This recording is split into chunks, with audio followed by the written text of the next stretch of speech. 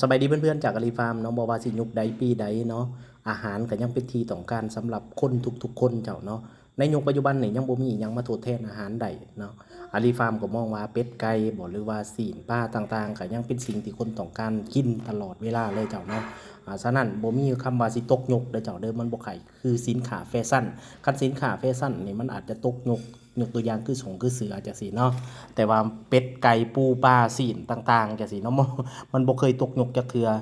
ฉะนั้นผู้ใดอยากเลี้ยงเป็ดเลี้ยงไก่เจ้าเนาะก็เลี้ยงโดยเจ้าเด้อเลี้ยงขายเหลือกินเฮาก็ขายเจ้าเนาะหรือว่าเลี้ยงใส่ในครอบครัวแต่ก็อย่าลืมเรื่องใส่ตู้ฟักไข่เนาะตู้ฟักไข่มันมีหน้าที่เพิ่มผลผลิตเด้อเพื่อนๆเด้อปกติแล้วแม่ของมันจะฟักใส่เวลา21วันไข่10วันฝืนโตประมาณ10-14วันหรือ15วันเว้ารวมแล้วนะง่ายๆก็สุดหนึ่งของการฟักไข่เนาะก็สิกินเวลาประมาณ45วัน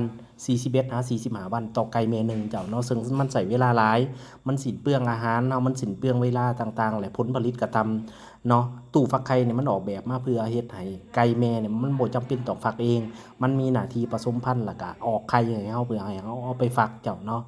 เบิ่งคือมันมีค่าใช้จ่ายเจ้าแต่ว่ามันช่วยเฮาได้หลายเนาะเพราะว่าผลผลิตที่มันได้จากตู้ฟักไข่นี่เจ้ามันอาจจะเกิน2เท่า